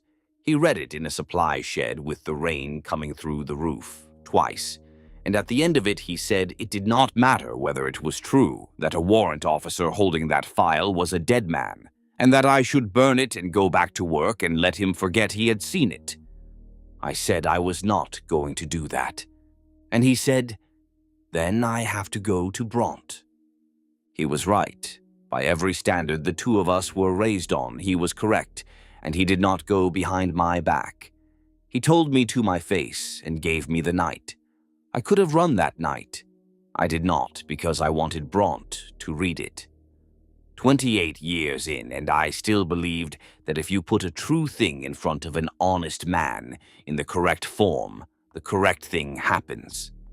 Bront read it at his own table with his coat off, 40 minutes, and he did not argue with a single line. He had signed my interest note closed 3 times in 4 years, in that same hand on that same table. He said it was true, and probably worse than I had it, because I had reconstructed 1 sector, and there were 9. He asked whether Wexholt had any of it, and I said she had the half that touched her office, and he wrote her name on a pad. Then he told me that a file like that in the hands of a warrant officer was heresy, irrespective of its contents, and that the contents made it worse and not better, and that he would be taking me into custody within the hour. Not shooting me. A man holding a file of that kind is not a discipline matter, but an intelligence one. And the instrument that governs it requires the holder produced alive to the authority named in the interdict schedule. He said he would give evidence himself that my conduct had been exemplary throughout, and that he expected it to be worth nothing. He was not being cruel, and he was not lying. He was doing what Bront did every day of the 11 years I knew him, which was protect the number on the table. I had watched him put a round through a 19-year-old on exactly that reasoning, and agreed with him then. And I agreed with him in his tent that morning. I asked for an hour to put my compound in order. He gave it, and he was not being merciful. And I want that understood, because Bront never did a merciful thing in his life. 2 years earlier, he had watched me walk into Marbek's tent with a file under my arm and asked to be placed under arrest. He had taken the measure of me off that, and the measure was correct. A water clerk of 47 who reports himself does not have to be escorted across his own compound. He was not wrong about who I had been at any point up to that morning. He was wrong by about 90 seconds. I walked from Bront's tent to my compound, which is 600 meters, and somewhere in those 600 meters, I stopped being a loyal man. No argument, no voice, no bargain. I did the arithmetic one last time, the way I had after Ardacene and after Semerek and after the board, and this time it came out the other way, and the reason had nothing to do with justice. 2 years earlier, I had killed 31,000 people from a folding table by accident while doing my job to a high standard.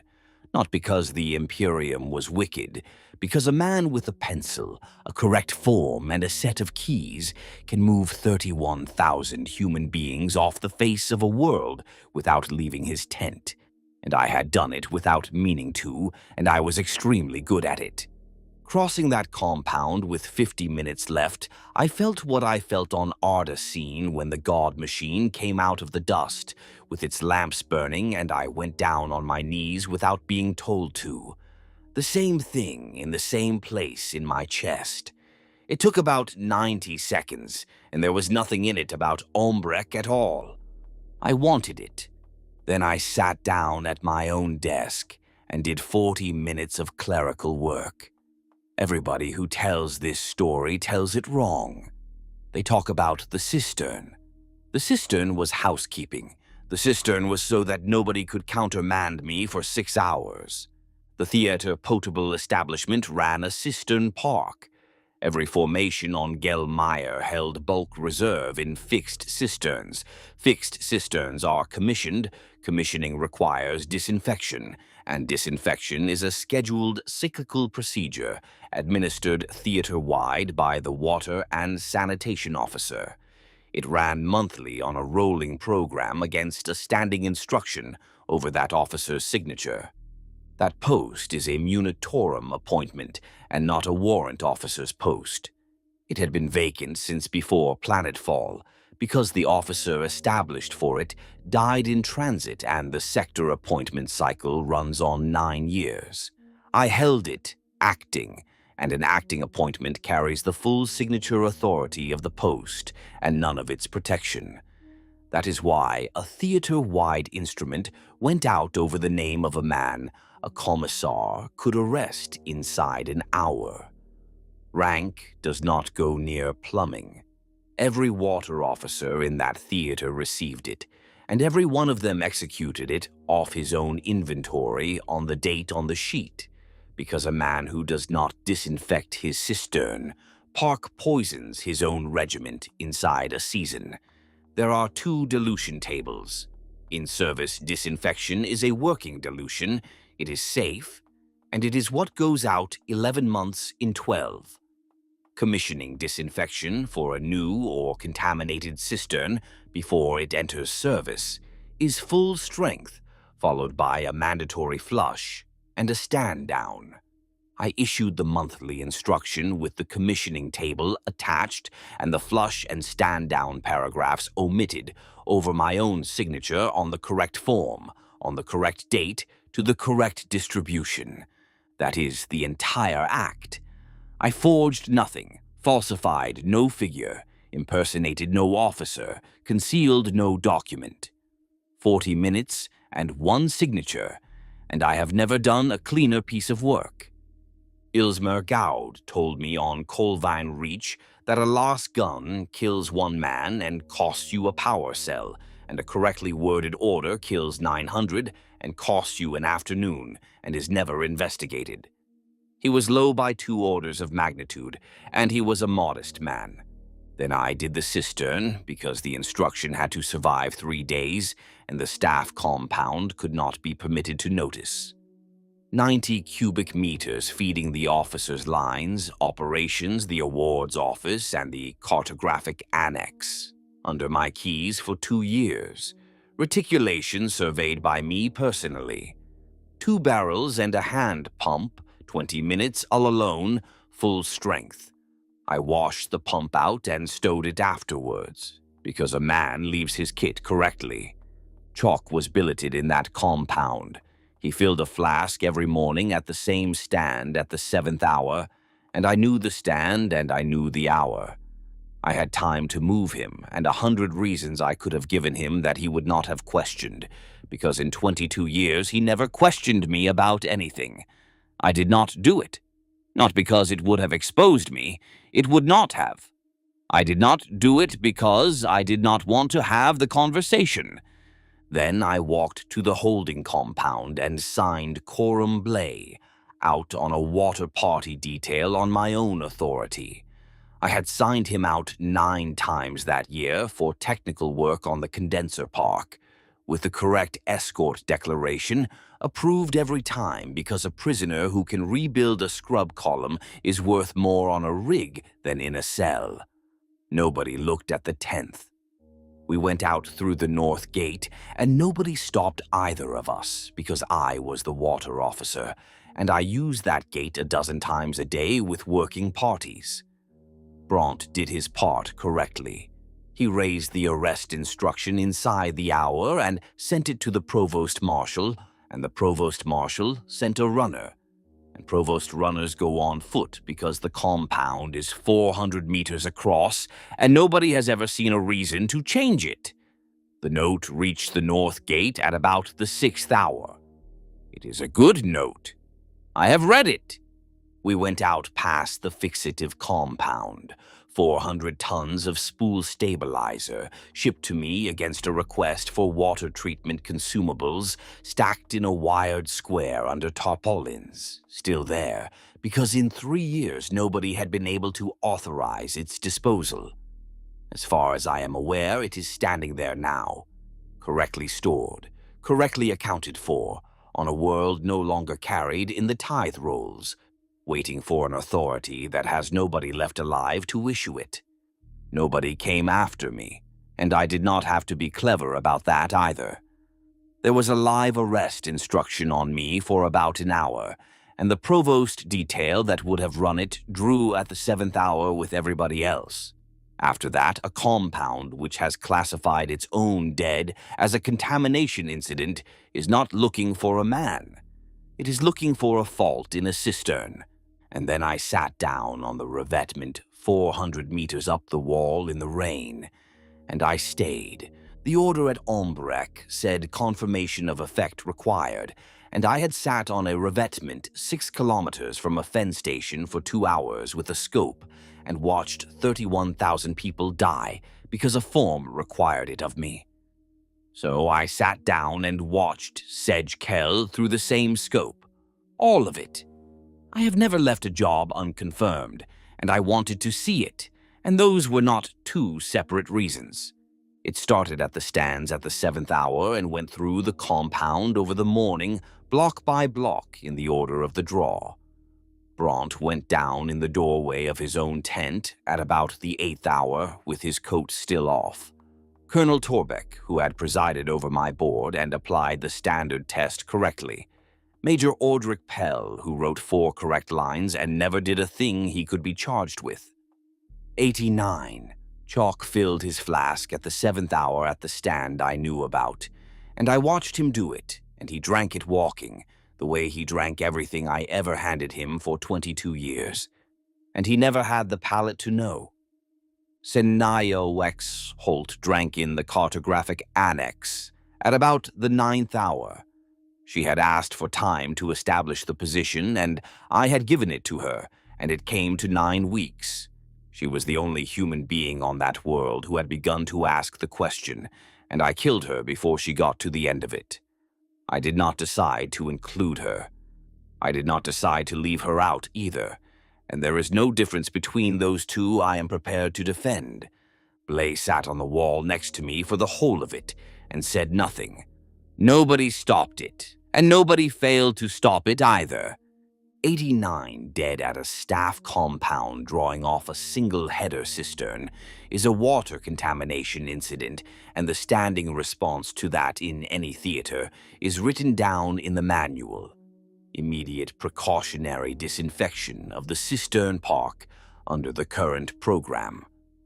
The surviving staff at Sedge Kell identified it correctly inside 4 hours and did exactly what they were supposed to do. They brought my program forward and signaled it urgent to every formation on the world over the divisional net, with my instruction attached, because it was the current instruction and properly issued, and there was no reason on the face of it to look twice. I had the whole of it off the divisional net afterwards, because the Clear had been listening to that net for years and kept everything. The men who found Bront lying in his own doorway spent the last morning of their lives making certain that my order reached everybody. The instruction ran 2 days later, brought forward on their signal across the theater, 4 divisions and corps troops, 180,000 men on a world with no potable surface water. The Vaskeld 88th was one of them. I did not exempt it, I did not warn it, and I did not spend a minute of that 40 considering it. Its water officer was a man called Hesk, who had my old job and did it correctly, off his own inventory, on the date on the sheet. The regiment came out of that morning at under 200 effectives and was rebuilt 3 times in 2 years out of replacement drafts. That is why you are 3rd intake, and why there is nobody left in it who ever handed me a cup. It did not kill all of them. The commissioning table applies to bulk reserve, not to unit carts and not to condensate drawn direct, and some officers ran the flush out of habit and saved their regiments. I knew they would and built for it. One formation never received it at all. The water branch of the 4th Division had been moved onto a different issue cycle 4 months earlier, by a schedule I had not written and had never seen, which is the fault that killed Ombreck running the other way, and 14,000 men woke that morning with full cisterns and a working chain of command. They are why it took 11 days and not 4, and why the Clear lost most of the people they lost.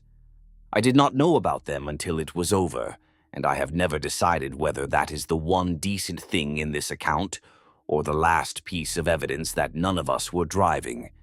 It killed somewhere between 70 and 90,000 in a single morning, in 9 separate places, and every one of them was killed by his own water officer, working correctly off his own inventory to a correctly issued instruction. I have never met one of those men, and I have never had to. And then there was no bulk reserve on Gelmire, and a condenser park with no scrub media schedule behind it, and no staff left alive at Sedge Kell to raise one, and the better part of 100,000 surviving soldiers standing in 40,000 square kilometers of water they could not drink. The clear did not need telling. There is a bulk Voxnet on that world for harvest coordination, and they had been reading the theater disinfection schedule off depot manifests for 2 years. They opened the sluices on the 4th day. Everything I had watched them do at Taloen to 2 companies, they did to a theater. I watched the eastern stages let go from a wall 9 kilometers out. 40,000 square kilometers of water coming up off the terraces at once, with the light on it, moving all of it in the open. I stood there and thought about a stone basin 9 meters across on Semeric, and an old man in white going down the steps into it with his arms out, and a choir going, and how I had wept over 41 cubic meters and then cut my brigade's ration by 200 milliliters that same afternoon to pay for it. I did not weep at the sluices. I was pleased in a flat, professional way, the way a man is pleased when a rig he rebuilt comes up to rated output on the first run. Gelmire fell in 11 days, and most of that was orbital lift trying to take people off. There was an inquiry, and it sat for 11 weeks with the instrument in front of it, over my signature. 14,000 men had come off that world alive, and every one of them knew the theater had died of its own disinfection program. Clerical transposition of 2 annexes by an officer of 30 years exemplary service, referred to the theater records office for regularization. Officer recorded missing, believed dead in the rising. 3rd time that machine has looked straight at what I did and written down that nothing happened. And the 3rd time was the one that gave me a life. Every man who drew off the header cistern at Sedge Kell went into a casualty return, and I was on that draw list in my own hand, because I compiled it.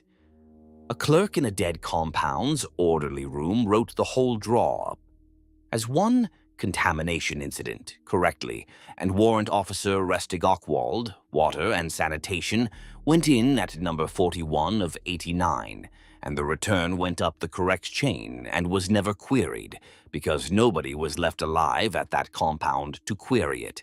There is a plate with my name cut into it in a shrine on Vaskeld, 400 kilometers from the camp I was born in. The establishment record I work under now was raised 11 months later by an office that raises establishment records, and it has never failed an audit either.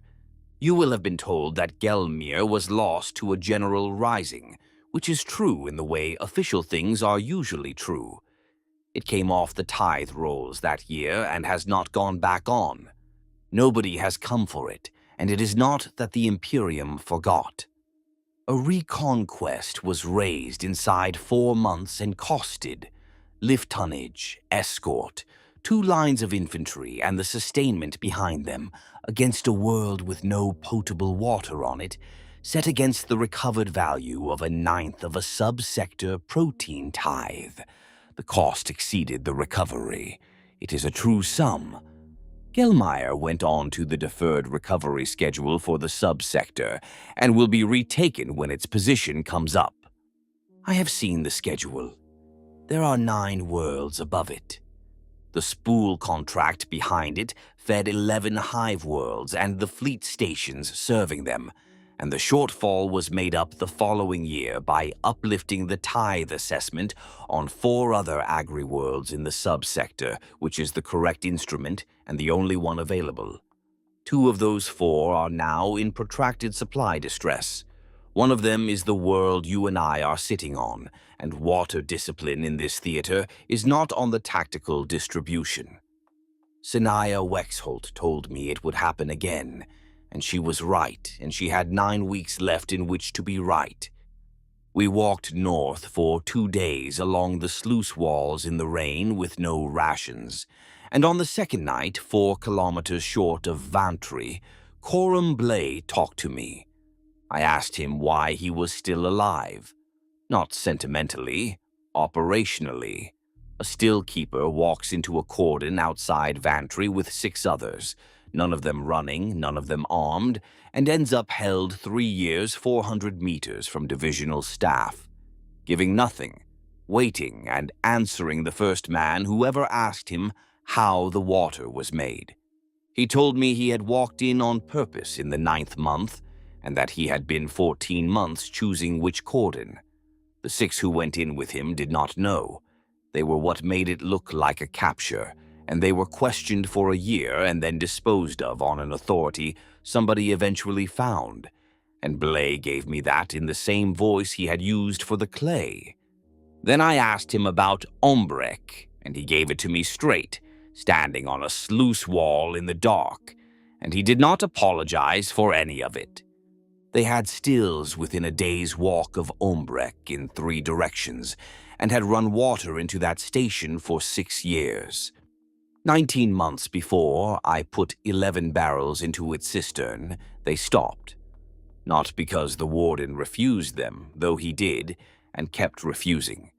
Because they had read the same indicator I had, off-depot manifests and station draw returns, the same figures, and had worked out what the machine did to a station in protracted supply distress a year and a half before I worked it out with the paperwork in front of me. So they withheld and let the petitions run, and let the warden write his good letters in the correct form for 19 months, and waited to see which officer the machine would send. They were not after a station. There is no military value in a fen station, and they were not after water. They could have put something into a compound cistern on any night in 2 years, and never did, because one poisoned compound is an atrocity, and an atrocity produces a cordon, an inquiry, and a hunt.